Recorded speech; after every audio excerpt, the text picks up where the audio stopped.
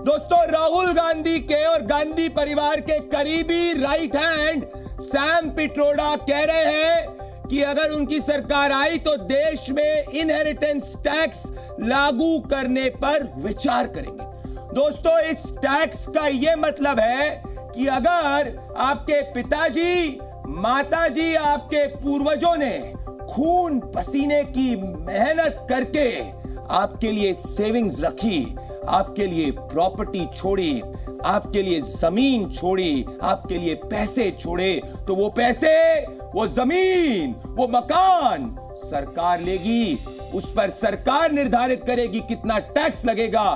फिर सरकार सोचेगी कि वो आपकी प्रॉपर्टी, आपके पिताजी, माताजी का पैसा आपको कितना मिले। दोस्तों, सोचिए, आपके माताजी, पिताजी के खून पसीने की कमाई आपको कितनी मिले, इसका निर्णय आप नहीं, सरकार करेगी। दोस्तों, मतलब कल को कोई सरकार अपने वोट बैंक को खुश करना चाहती है तो वो आपके परिवार की खून पसीने की कमाई को वोट बैंक को भी दे सकती है। दोस्तों, ये सोच जो सैम पिट्रोडा कह रहे हैं, इससे देश में दोस्तों गरीबी बढ़ेगी, इससे देश में तनाव बढ़ेगा। दोस्तों, क्या अब्दुल और अमर के पिताजी कितना पैसा अब्दुल और अमर को दे, ये सरकार निर्धारित करेगी दोस्तों। और अगर सरकार अब्दुल को उसके पिताजी का ज्यादा पैसा देना चाहे और अमर को उसके पिताजी का कम पैसा देना चाहे, कम प्रॉपर्टी का शेयर देना चाहे, इसके बारे में अगर ये सरकार निर्णय करेगी दोस्तों, तो क्या ये देशहित है? जरा सोचिए दोस्तों। और हाँ दोस्तों, ये सैम पिट्रोडा कोई कॉमन मैन नहीं है, ये गांधी परिवार के सबसे करीबी हैं, जिनने पिछली बार सर्जिकल स्ट्राइक के वक्त कहा था हुआ तो हुआ, और अब सैम पिट्रोडा बोल रहे हैं बोला तो बोला।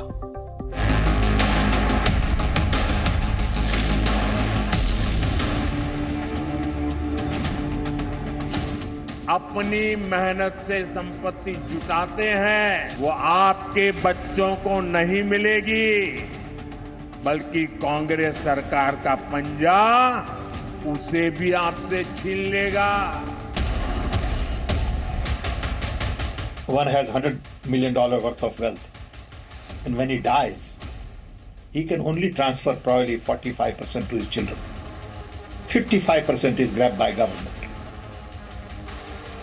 Now that's an interesting law. Congress की नजर आपकी कमाई पर, आपके मकान, दुकान, खेत, खलिहान पर भी है। You in your generation made wealth. You are leaving now. You must leave your wealth for public. Not all of it, half of it. Which to me sounds fair. In India you don't have that. Congress का मंत्र है कांग्रेस की लूट, जिंदगी के साथ भी और जिंदगी के बाद भी। एक्सरे से क्या बटेगा, कैसे बटेगा? एक्सरे से सिर्फ 90% को ये पता लगेगा कि उनकी भागीदारी कितनी है। कांग्रेस के शाहजादे का कहना है हर परिवार की संपत्ति का एक्सरे करेंगे। निजी संपत्ति को सरकारी खजाने में डालकर जो उन्होंने यूपीए के शासन में तय की थी प्रायोरिटी, सबसे पहला अधिकार माइनॉरिटी और उसमें भी मुस्लिम लोगों का है, उस प्रकार से इसका बंटवारा करना चाहती है। ये मंच पर आकर ये डिस्कशन नहीं होता जो आजकल हो रहा है। रोज सुबह उठ के कोई नया मुद्दा उठा रहे हैं जिससे कोई ताल्लुक नहीं है जनता का। कांग्रेस का मैनिफेस्टो पर मुस्लिम लीग की छाप है।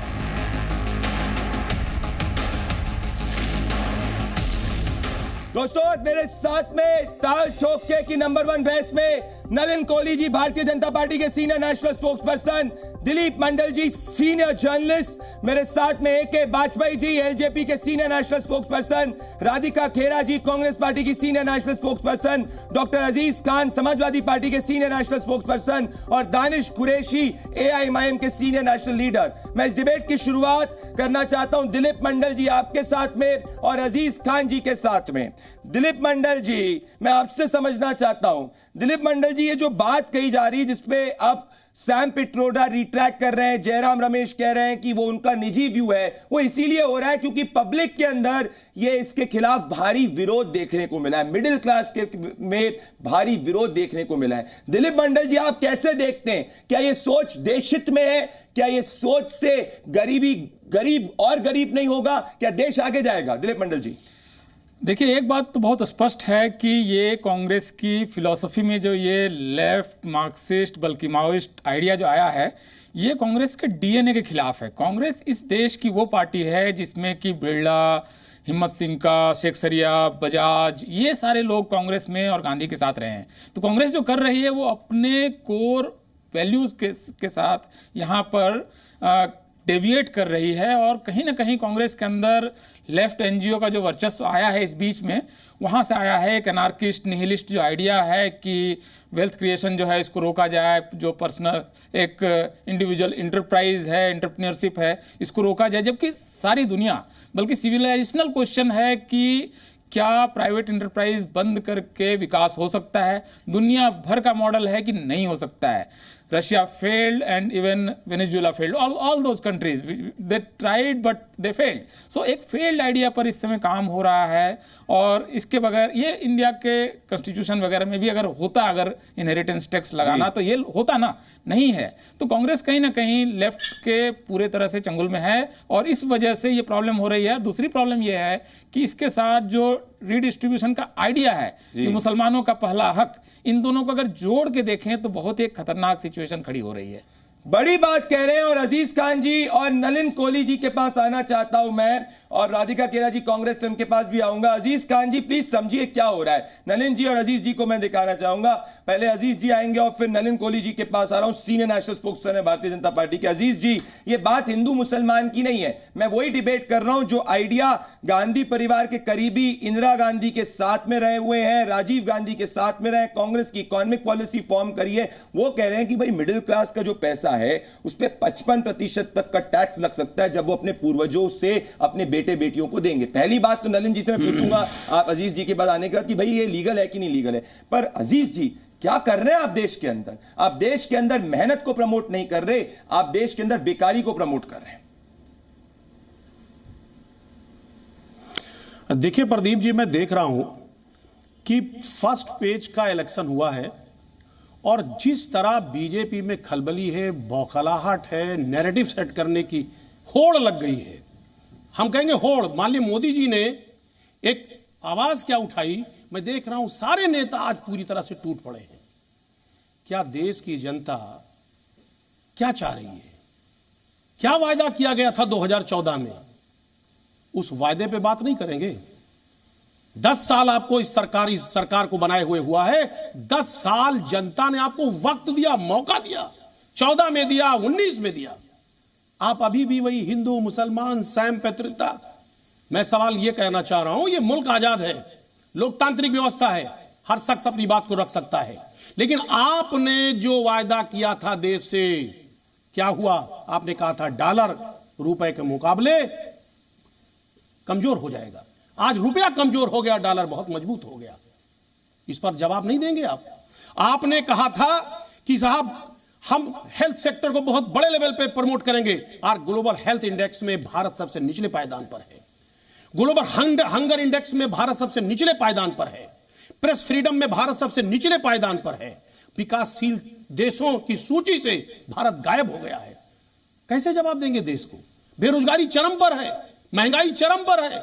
इस पर बात करने के बजाय लगातार माननीय मोदी जी एक नैरेटिव सेट करना चाहते हैं, वो अखाड़ा छोड़कर भाग रहे हैं। अजीज जी, मैंने आपको जानते हैं कि आज जनता जब सवाल पूछ रही है तो सवाल का जवाब नहीं है। इस सवाल के जवाब ना होने की वजह से आज वो इधर उधर की बातें कर रहे हैं। मैं नलिन जी के पास आऊंगा जी, क्यों भटका रहे हैं देश को जानना चाहते हैं। आपने ओपनिंग आर्ग्यूमेंट दिया, नलिन जी के पास आऊंगा। बस मैं आपको फैक्ट चेक करना चाहता हूं, प्रेस फ्रीडम इंडेक्स में अफगानिस्तान पाकिस्तान ऊपर है, इसको मैं विश्वास नहीं करता, पर मैं मूड पॉइंट पाऊंगा। नलिन जी, ये डिबेट इसीलिए हो रही है क्योंकि सैम पिट्रोडा कल को अगर इंडिया अलायंस के गठबंधन के इकोनॉमिक थिंक टैंक है, सोनिया गांधी के करीबी है, राजीव गांधी के करीबी है, इंदिरा गांधी के करीबी है, इसके जस्ट पहले नलिन जी सैम पिट्रोडा ने कहा था middle class should not be selfish. तो आप पहले कह रहे हैं मिडिल क्लास सेल्फिश नहीं होना चाहिए, फिर कह रहे हैं पूर्वजों का जो पैसा है जो अपने बच्चियों को देना चाहे वो पैसा जो उस पर कितना दिया जाएगा वो सरकार निर्धारित करेगी।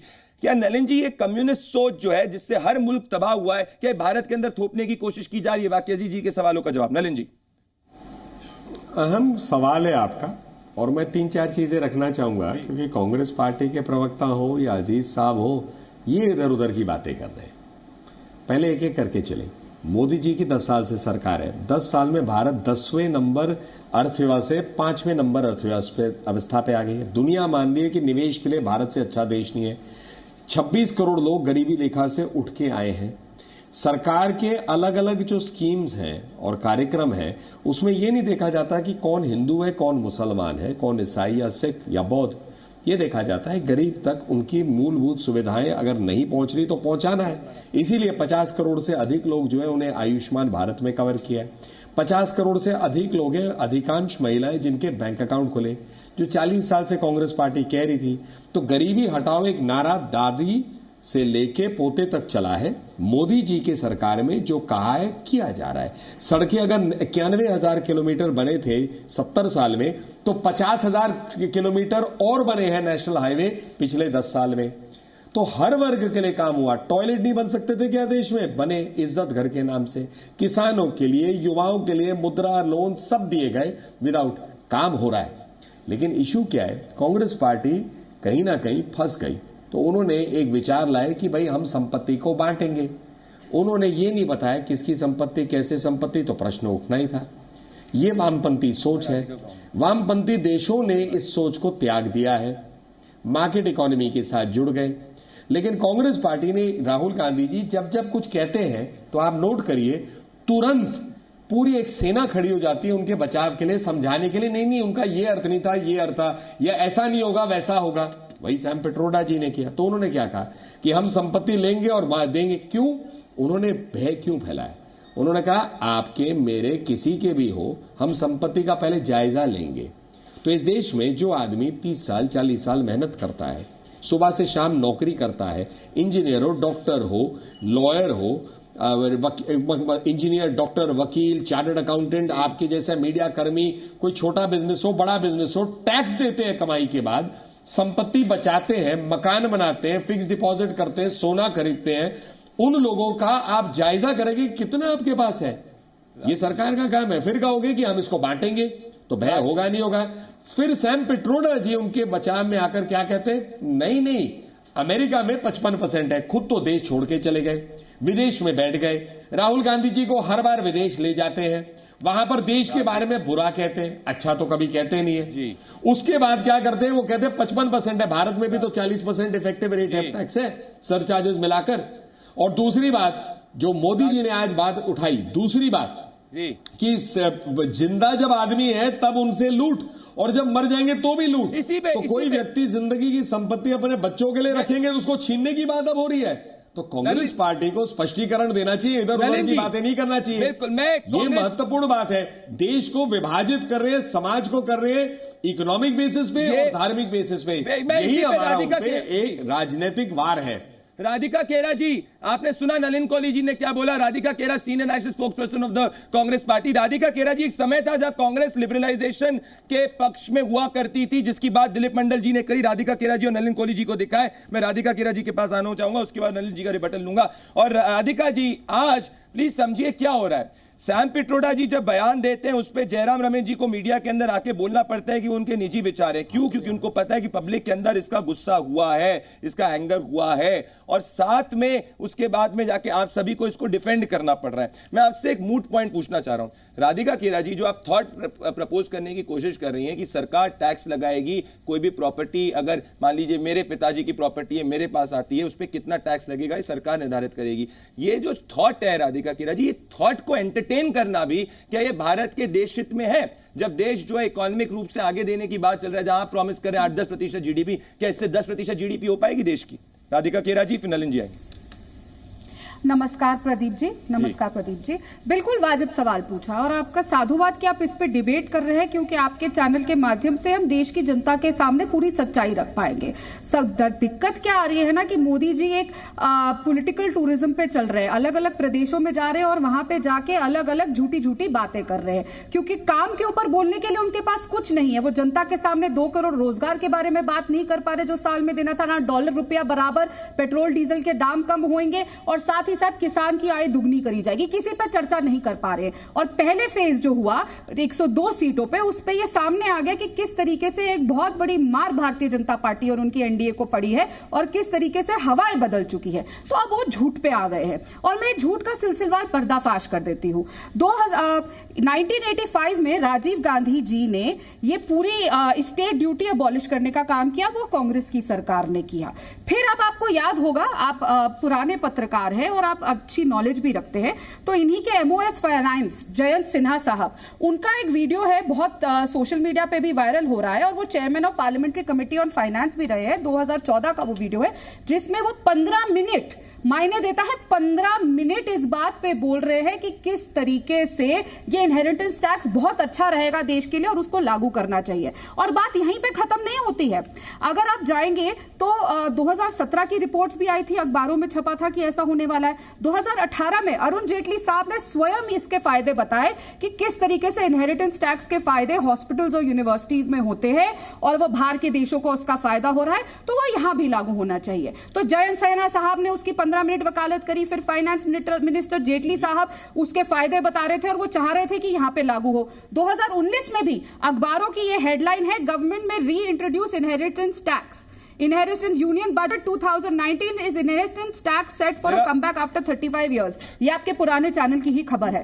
तो ये लगातार भारतीय जनता पार्टी करती आ रही है। अब क्या हो रहा है कि एक बयान को तोड़ मरोड़ के पेश करना। सैम पिट्रोडा जी ने क्या कहा उसमें, उन्होंने कहा कि यहां पे ये चल रहा है और इस पे चर्चा होनी चाहिए। ना वो भारतीय राष्ट्रीय कांग्रेस का स्टैंड है, ना हमारे मैनिफेस्टो में है, ना हमारा कोई नेता कहता है कि किया जाएगा। एक इंसान की व्यक्तिगत राय है और वो हमने बहुत कैटेगोरिकली जयराम रमेश जी ने और सबने क्लियर कर दिया कि व्यक्तिगत राय है, वो चर्चा है, इसके ऊपर चर्चा होनी चाहिए। मैं अब इस पे आना चाहूंगा, आप तो नलिन कोहली जी आएंगे। 2011 में पी चिदम्बरम जी ने भी कहा था कि भाई ये इनहेरिटेंस टैक्स लगना चाहिए। मैं इससे चिंतित क्यों, नलिन कोहली जी रिबट करेंगे जो जयंत सिन्हा जी और इन सबका स्टेटमेंट राधिका खेरा जी ने कहा, पर मैं चिंतित इसीलिए हूं नलिन कोहली जी और राधिका खेरा जी, क्योंकि जब इसको मैं कास्ट सेंसस के साथ में देखता हूं तो मैं इस बात पे चिंतित हो जाता हूं कि जो टर्म यूज करी गई है सैम पिट्रोडा जी द्वारा, मिडिल क्लास की गई है। ये लग्जरी आइटम्स या कोई रिच या वेल्दी के ऊपर टैक्स लगाने की बात नहीं है,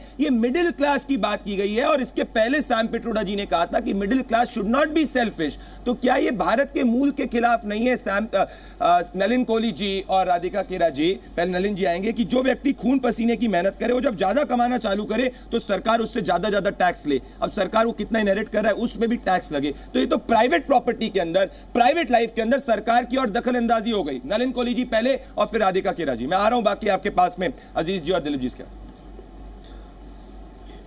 एक और आर्ग्यूमेंट जो कांग्रेस पार्टी की तरफ से आ रहा है कि directive principles of state policy जो चैप्टर 4 है कॉन्स्टिट्यूशन ऑफ इंडिया का, उसमें आर्टिकल 39B में ये कवर्ड है, लेकिन खुद ये जो है directive principles of state policy से भागती है कांग्रेस पार्टी। वहीं पर तो यूनिफॉर्म सिविल कोड की बात की गई है। तो कांग्रेस पार्टी पहले अपना मन तो बना लेना। ऐसा थोड़ी ना हो सकता कि हमें ये चीज पसंद है तो ये ले लेंगे, ये चीज जो संविधान में उसको हम नजरअंदाज कर देंगे। ऐसा नहीं होता भाई, सारी बातें एक साथ होती है।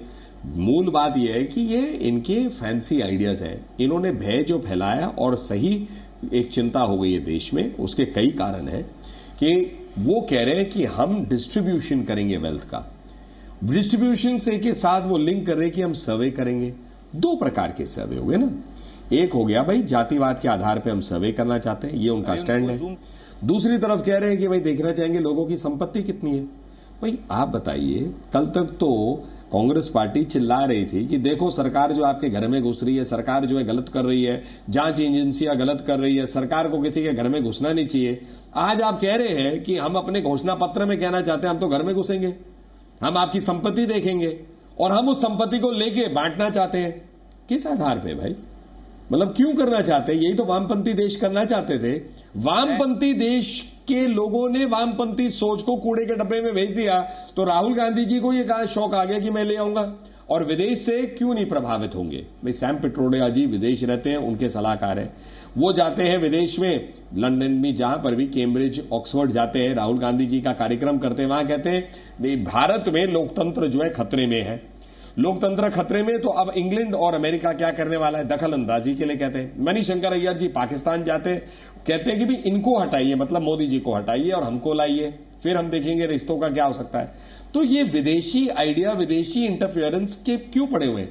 क्या भारत में भारतीय लोगों की चिंता करने में इनको खराब लगता है क्या? राधिका कि जी, विदेश से हम अपना कॉन्सेप्ट लेकर आएंगे? राधिका जी देखिए, मैं बताऊं आपसे क्या बात है, और दिलीप मंडल जी भी आएंगे। बात है नियत की और इंटेंशन की।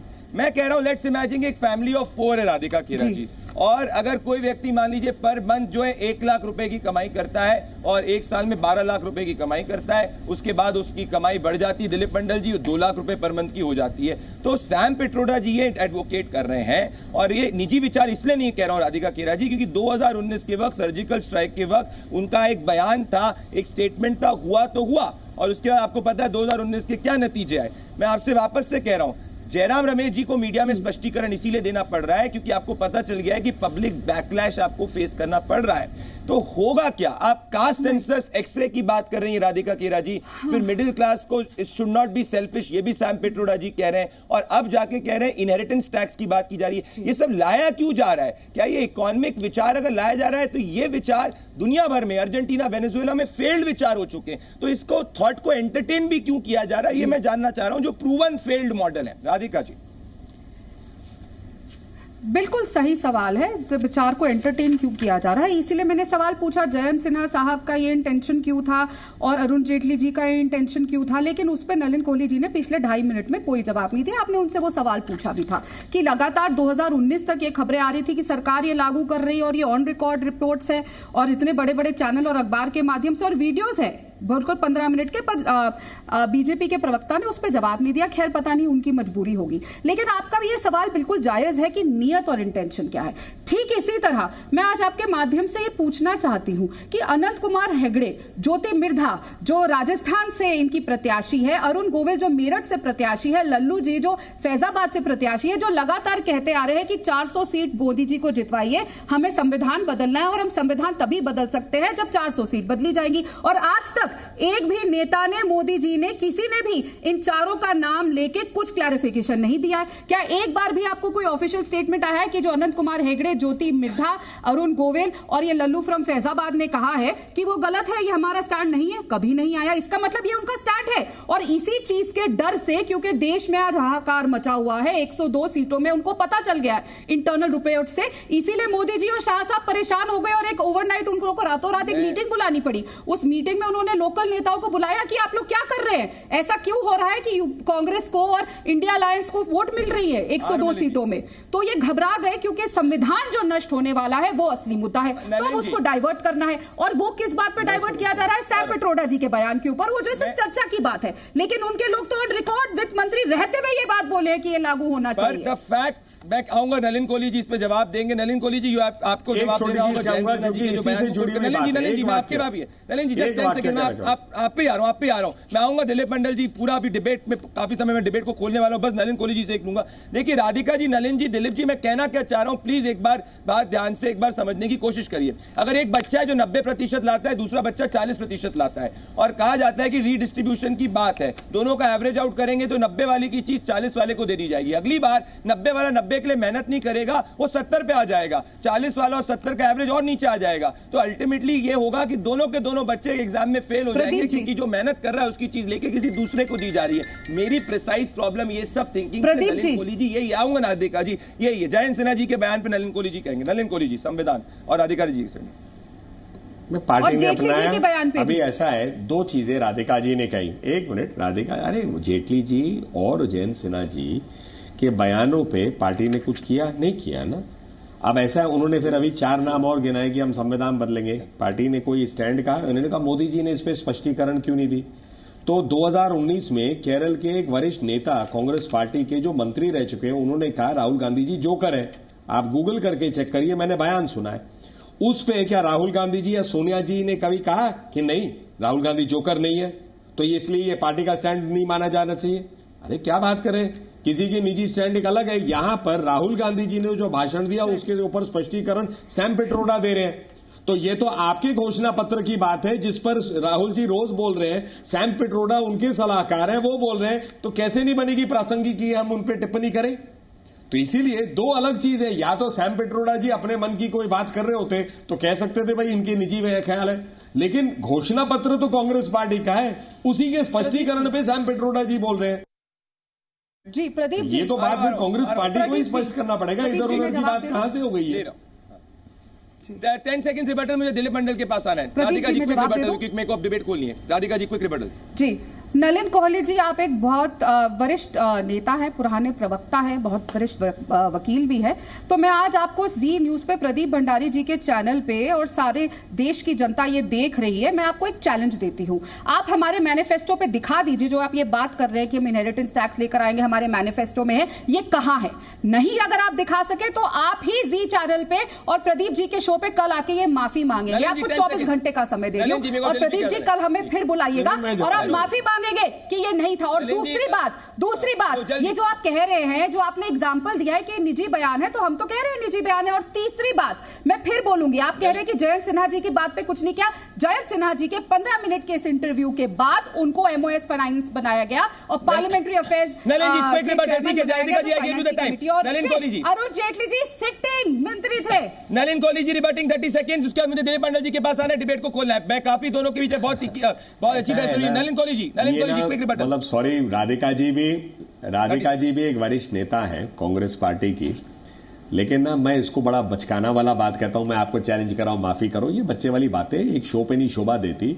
मैंने कहा कि इनहेरिटेंस टैक्स कांग्रेस के मैनिफेस्टो में, ये तो स्पष्टीकरण आपके नेता के सलाहकार ने दी है बात को घुमाने के लिए। आपके मैनिफेस्टो में लिखा है रीडिस्ट्रीब्यूशन ऑफ वेल्थ, कैसे नहीं लिखा है? ये रीडिस्ट्रीब्यूशन ऑफ वेल्थ पे क्यों नहीं डिबेट होगा इस देश में? आप लोगों ने जो लिखा है उसमें डिबेट हो रहा है, स्पष्टीकरण दे रहा है आपके नेता के सलाहकार, और फिर आप कहते हो कि ये हमारे उसमें नहीं है।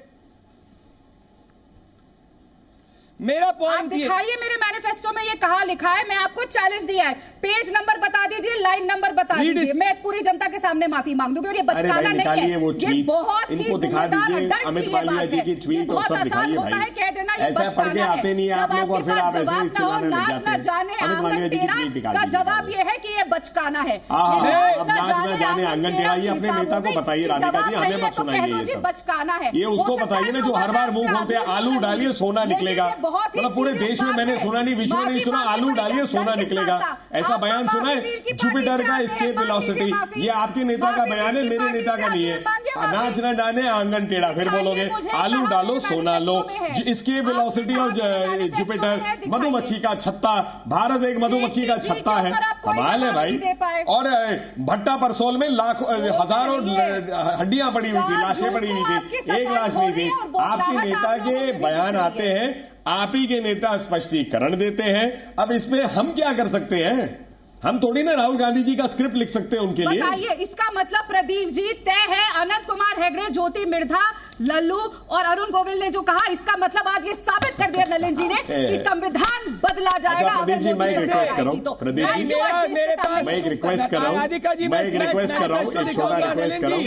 नलिन जी और राधिका जी, नलिन जी और राधिका जी, नलिन जी बिल्कुल, नलिन जी और राधिका जी, मैंने आप दोनों को सुना। एक सेकेंड, नलिन जी और राधिका जी, मैंने आप दोनों को सुना। मैं ये कहना चाहता हूं कि मैं मैनिफेस्टो तुरंत मैं उस पेज को दिखाने की बात करूंगा और उसमें है कि नहीं मैं बताऊंगा, पर मैं दिलीप मंडल जी के पास आना चाहता हूं इस वक्त। नलिन जी और राधिका जी, मैं वादा करता हूं इन द नेक्स्ट 2-3 मिनट्स में एग्जैक्ट पेज नंबर। आपको पता है मुझे निकलना है जी, आपको पता है, तो ये ना मानिए कि मैं राधिका जी के कहने से निकल रहा हूं शोर से। नहीं, मैं नहीं चाहता आपके व्यूअर्स को गलत मैसेज जाए। मैं दिलीप मंडल जी के पास आना चाहता हूं। Radhika ji, I will come. तो राधिका जी इस शो के बाद ये कहेंगे नलिन जी भाग गए शो से, मेरा कोई भागने का नियत नहीं है। राधिका जी मुझे कहीं और होना है, इसलिए मैं एंकर की अनुमति से निकल रहा हूं। जी जी बिल्कुल।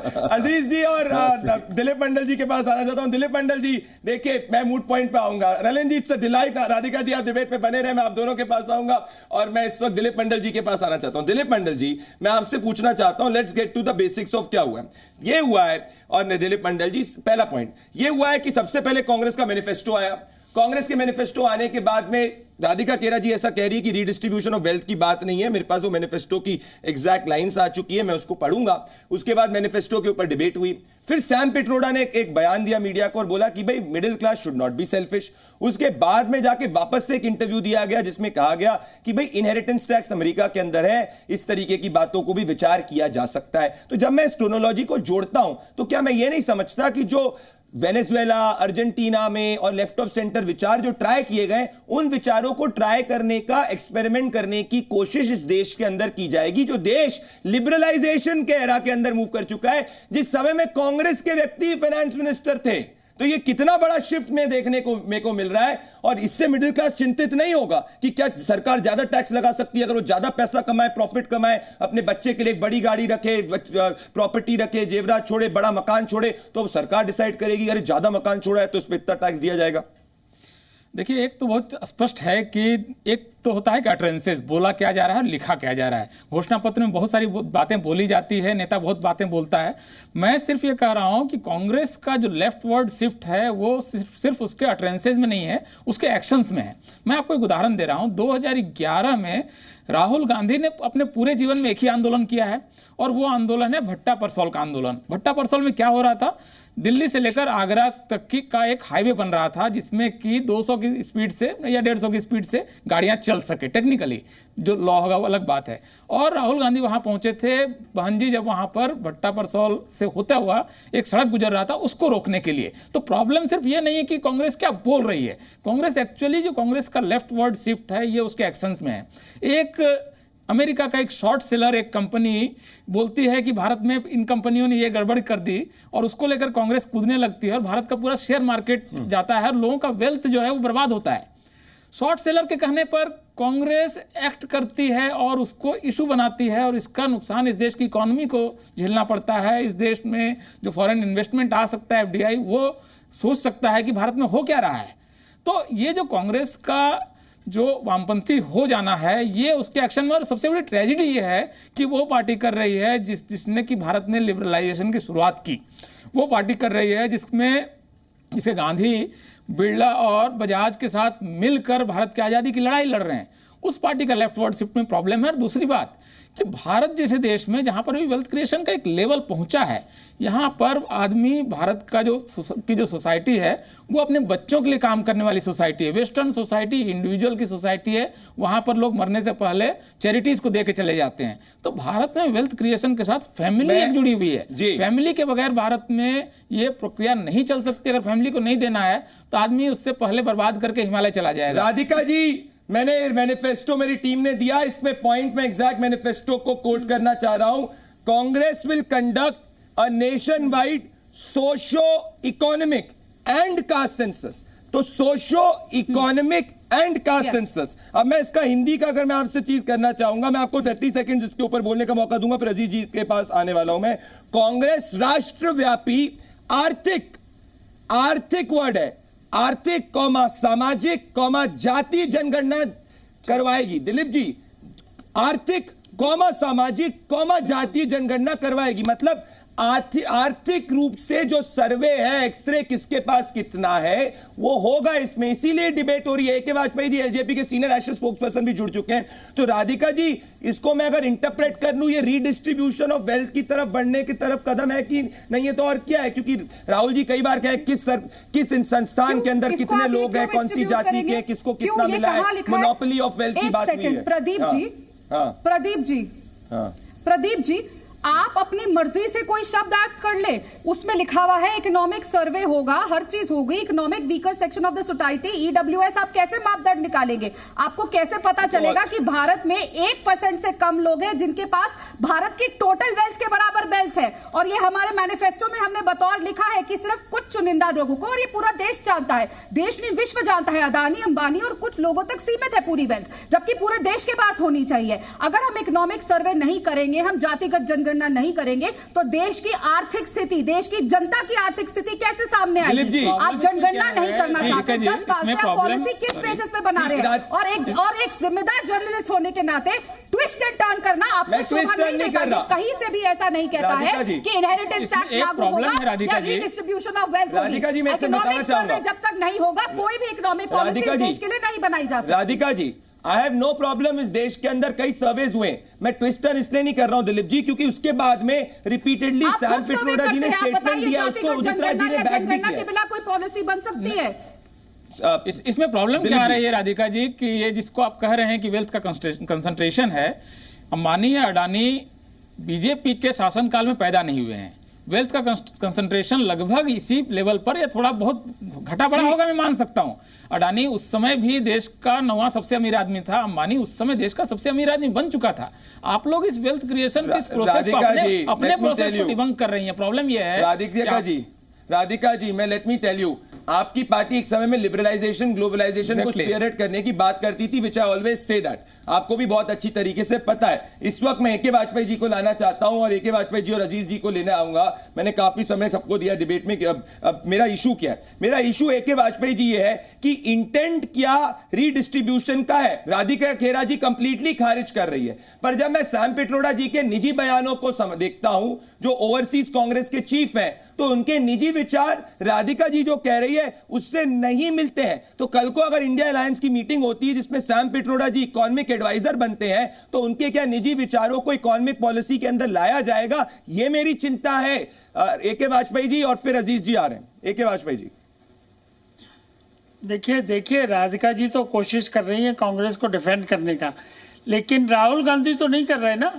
आपको 4-5 चीजें समझनी होंगी। मनमोहन सिंह का 2006 का बयान, उसके बाद कांग्रेस का मैनिफेस्टो जिसमें आपने ठीक कहा सोशो इकोनॉमिक सर्वे की बात है और रीडिस्ट्रीब्यूशन ऑफ वेल्थ की बात है, और उसके बाद राहुल गांधी का बयान, पता नहीं मुझे आपने चलाया कि नहीं चलाया, उसको जोड़ के जब चारों चीजों को देखेंगे और 5वां सैम पिट्रोडा का बयान, तो फलाफल जो निकलेगा वो ये निकलेगा इनकी इच्छा जाहिर क्या है, मन के अंदर क्या चल रहा है, ये क्या करना चाहते हैं और इन्होंने क्या लिखा है। वही अंदेशा तो हमको है और उसी अंदेशा की बात प्रधानमंत्री जी ने कही है।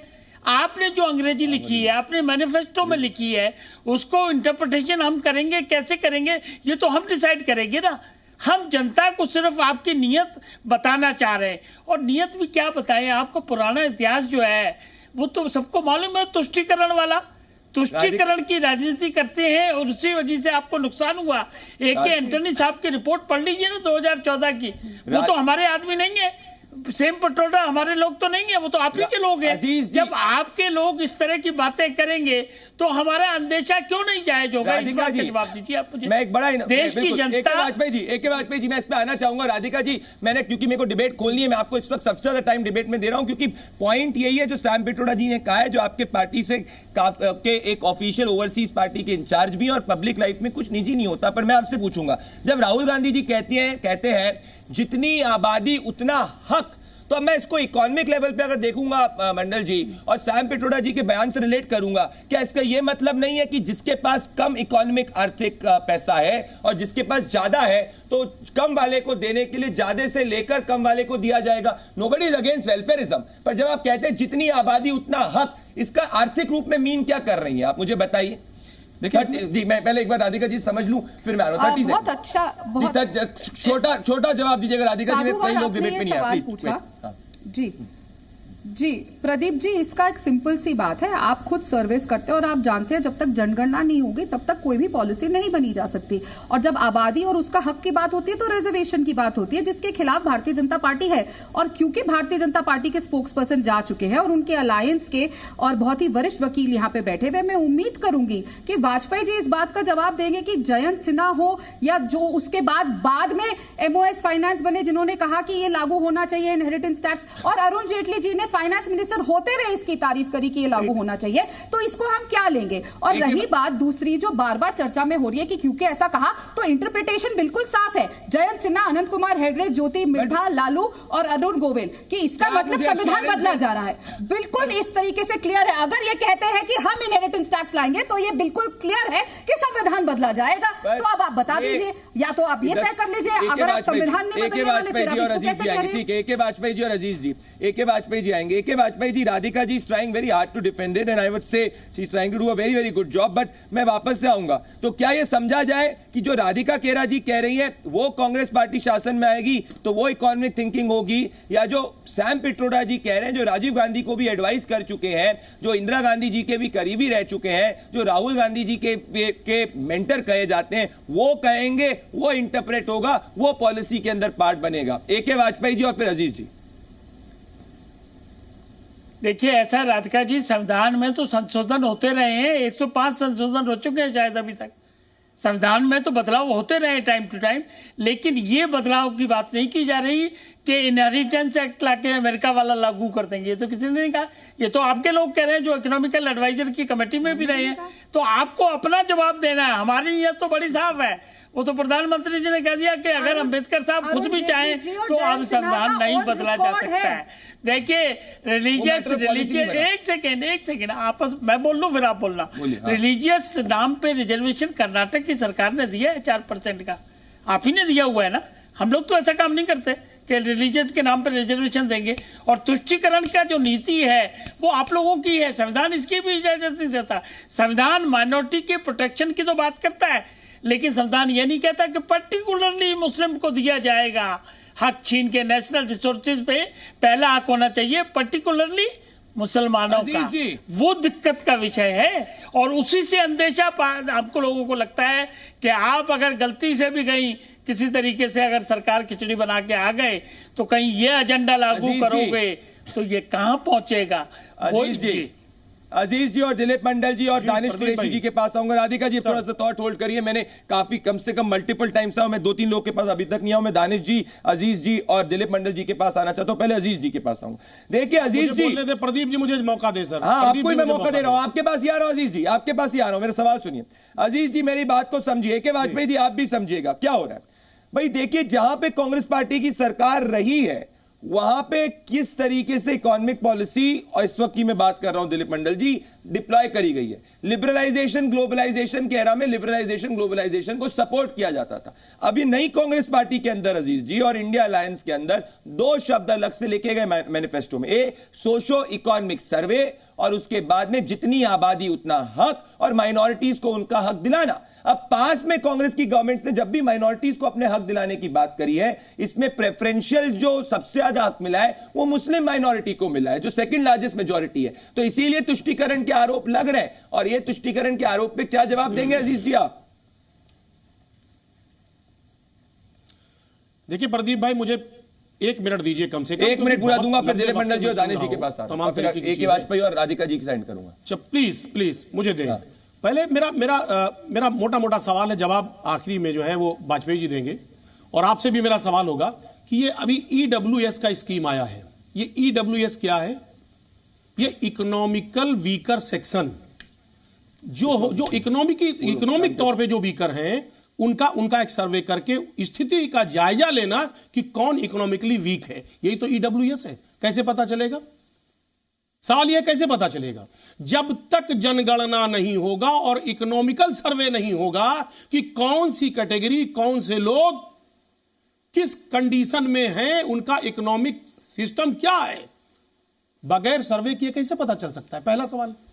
तो अगर कांग्रेस कह रही है कि हम इकोनॉमिक सर्वे करेंगे ताकि पता चले कि कौन से लोग, कौन से दलित, शोषित, वंचित समाज ऐसे हैं कौन से जरूरतमंद समाज ऐसा है जो वाकई में कमजोर है और उसको सरकार मदद करेगी। मदद करने का भी फार्मूला उसने बता दिया कि 1 लाख रुपए हम देंगे और कैसे देंगे, बहनों को क्या देंगे। आर्थिक रूप से मदद कर सकती है, धार्मिक रूप से किसी को नहीं कर सकती अलग से। आर्थिक रूप से दिलीप मंडल जी कर सकती है। प्लीज मुझे बोलने दें। नहीं, आपने बोला कहीं कोई धर्म नहीं, आपने बोलिए अब आप बोलिए नहीं देंगे तो फिर आप बोलिए, पर मैं कह रहा हूं आर्थिक रूप से मदद कर सकती है, धार्मिक रूप से नहीं कर सकती। देखिए 30 सेकंड मुझे फिर दिलीप मंडल जी के पास, तो दानिश जी अभी तक नहीं आए, उनके पास आना होगा। Sir please 30 second. 1 minute sir. पहली बात तो कहीं कोई धार्मिक बात नहीं है, लेकिन बीजेपी एक हवा खड़ा कर रही है और सैम पित्रोदा के स्टेटमेंट पे कि साहब उनका बयान कांग्रेस का बयान है। अभी राधिका जी ने कई सवाल खड़ा किया। उन्होंने कहा लल्लू सिंह का बयान, अरुण गोविल का बयान, अनंत हेगड़े का बयान, ज्योति मिर्धा का बयान, जो संविधान बदलने की बात कह रहे हैं, वो स्टेटमेंट किसका? अब मैंने आपको उसका खंडन सर, उसका खंडन बीजेपी ने किया। मतलब नियत में खोट। अजीज जी सुन लिया मैंने, संविधान के बेसिक स्ट्रक्चर को कोई अब सुन नहीं, आपने मौका दिया, प्लीज मुझे बोलने दें सर। सब बोलने नहीं देंगे सर। अजीज जी बोलने नहीं देंगे सर, मुझे बोलने दें सर। आपने 1 मिनट मांगा, मैंने 1.5 मिनट दिया आपको। 1 मिनट सर, मुझे मैं 1 मिनट और नहीं दे सकता, 10 सेकंड और दे सकता हूं, 1.5 मिनट प्लीज बोलने दीजिए। कहां बात कंप्लीट? आप बीच बीच में इंटरप्ट करेंगे तो हम क्या बोलेंगे सर? बोलिए सर। बहुत सीधी सी बात है, बीजेपी आज पूरी तरह से बैकफुट पर है। वो ये जवाब नहीं देना चाहती है कि एनसीआरबी का जो आंकड़ा है कि 29 किसान पर डे आत्महत्या कर रहा है, उस पर वो नहीं बोलेगी। 42 बेरोजगार पर डे आत्महत्या कर रहा है, उस पर वो नहीं बोलेगी। 103 दिहाड़ी मजदूर पर डे आत्महत्या कर रहा है, उस पर नहीं बोलेगी।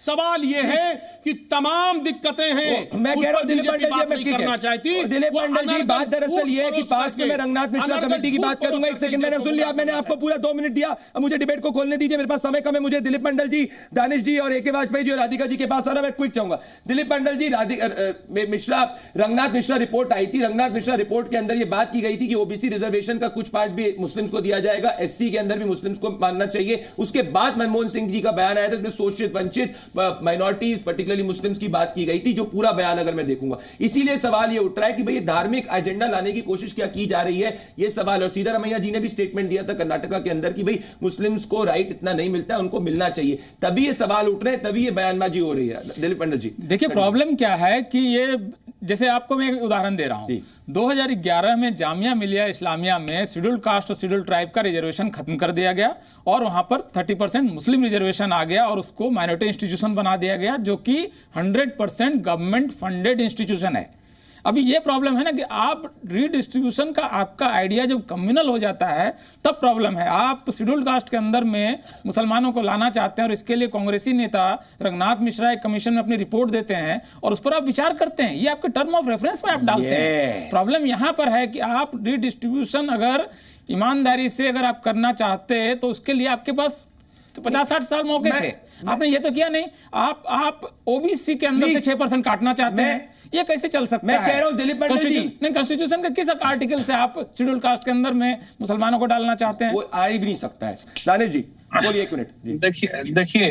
देखिए मैं तो एक बात कहूं प्रदीप जी कि आज एक बात मुझे लगता है कि कांग्रेस को क्लैरिफाई कर देनी चाहिए, ये साफ तौर पे कि जो आरोप ये लगा रहे हैं भारतीय जनता पार्टी के लोग, ये बिल्कुल गलत है। क्योंकि मैं खेरा जी से जो है विनती कि वो इस बात की तायीद कर दें कि भाई आप इस तरीके की कोई भी जहालत भरी बात ना करें। कांग्रेस ऐसी कोई बात नहीं कर रही है, विपक्ष ऐसी कोई बात नहीं कर रहा, क्योंकि मुझे लगता है कि मोदी जी और भारतीय जनता पार्टी को ये क्लियर हो चुका है कि अब पॉलिसीज का मामला जो है वो विपक्ष के हाथ में जा रहा है, सत्ता में ये आ नहीं रहे। ये जो कबूलनामा जो है ना, मुझे लगता है मेरे पास समय इतना ही है, माफी चाह रहा हूं दानिश जी, मैं नेक्स्ट टाइम की डिबेट की शुरुआत आपसे करूंगा, आज बहुत कम समय दिया। राधिका खेरा जी, AK वाजपेयी जी, दिलीप मंडल जी, अजीज खान जी, नलिन कोहली जी, आप सभी मेरे साथ जुड़े। दोस्तों सवाल सीधा है, इस देश में जो अमीर बनता है खून पसीने की मेहनत से बनता है, जो middle class upper middle class बनता है खून पसीने की मेहनत से बनता है। यह विचार को एंटरटेन करना भी देश हित में नहीं है कि जो ज्यादा अमीर रहे सरकार खंगाले कि वो जब अपनी नेक्स्ट जनरेशन को पैसा ट्रांसफर करे तो सरकार डिसाइड करेगी कितना पैसा ट्रांसफर करना है। सैम पिट्रोडा जी के निजी विचार को निजी इसीलिए नहीं समझा जा रहा है क्योंकि उन्होंने पास्ट में economic thinking, economic policy Congress governments में ड्राइव करी। दोस्तों मेरे साथ जुड़ने के लिए बहुत बहुत धन्यवाद। नमस्कार। जी न्यूज़।